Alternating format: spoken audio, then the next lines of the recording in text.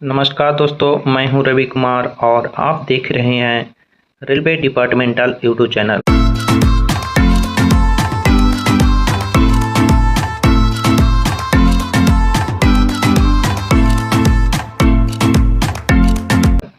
आज के वीडियो में हम लोग विभिन्न प्रकार के मिलने वाले अलाउंस के बारे में जानकारी प्राप्त करेंगे।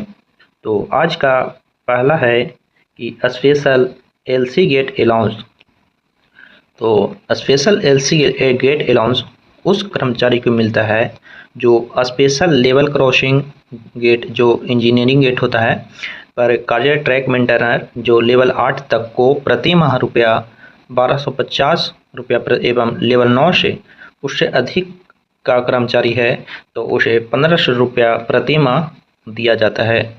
जहाँ एलसी गेट है और वहाँ पर इंजीनियरिंग स्टाफ है तो उस जगह पर रेल कर्मचारी को लेवल 8 तक 1250 रुपया और लेवल 9 से ऊपर के अधिकार कर्मचारी है तो उसे 1500 रुपया दिया जाता है। अगला है ड्राई सेल भत्ता। तो ड्राई सेल भत्ता सभी ट्रैकमैनों को जिन्हें रात्रि गश्त यानी पेट्रोलिंग की ड्यूटी करनी पड़ती है और उन्हें प्रति महीना के रूप में 150 रुपया दिया जाता है। जो सेल खरीदने के लिए यह भत्ता दिया जाता है और जिनके पास रिचार्जेबल टॉर्च उपलब्ध है तो उन्हें यह भत्ता नहीं दिया जाता है।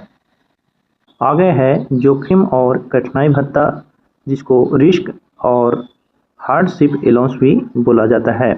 तो यह ट्रैक मेंटेनर की मैन गेट मेट के प्रति माह लेवल 8 तक को 3350 रुपया एवं जो लेवल 8 तक है और लेवल 9 से ऊपर के कर्मचारी को प्रति माह 4250 रुपया दिया जाता है।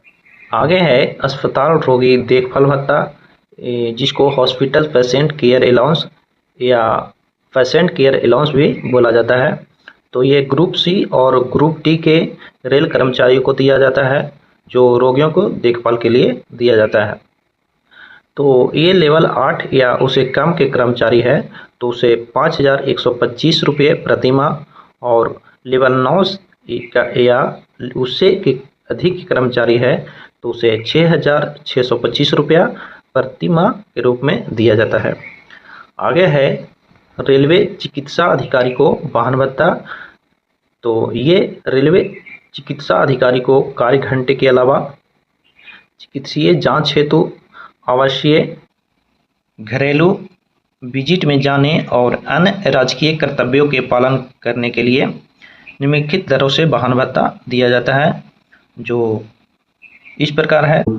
जानते हैं उनके लिए जिनके पास स्वयं की कार है उन्हें 8938 रुपया प्रति माह और जिनके पास स्कूटर या मोटरसाइकिल है तो उनको 2938 रुपया प्रति माह और जिनके पास ना कार है ना ही मोटरसाइकिल या स्कूटर है तो उनको 2438 रुपया प्रति माह के हिसाब से दिया जाता है। आगे दिया है नर्सिंग अलाउंस।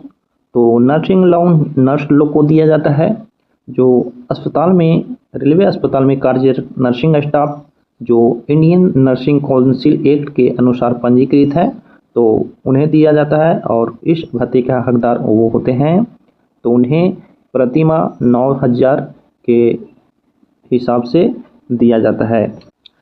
आगे दिया है नॉन प्रैक्टिशनिंग भत्ता। तो ये दंत चिकित्सकों सहित रेलवे अस्पतालों में कार्यरत निजी प्रैक्टिस नहीं करने के बदले में नॉन प्रैक्टिशनिंग भत्ता के हकदार होंगे। यह पे बैंड में वेतन और ग्रेड वे का 20% शर्त के अधीन होगा कि मूल वेतन प्लस नॉन प्रैक्टिशनिंग अलाउंस मिलाकर कुल 2,37,500 से अधिक नहीं होगा, जिसमें महंगाई भत्ता, परिवहन भत्ता, दैनिक भत्ता तथा सेवानिवृत्ति लाभों सहित अन्य भत्तों की इसमें गणना करते समय नॉन प्रैक्टिशनिंग भत्ता को वेतन के रूप में ही माना जाएगा।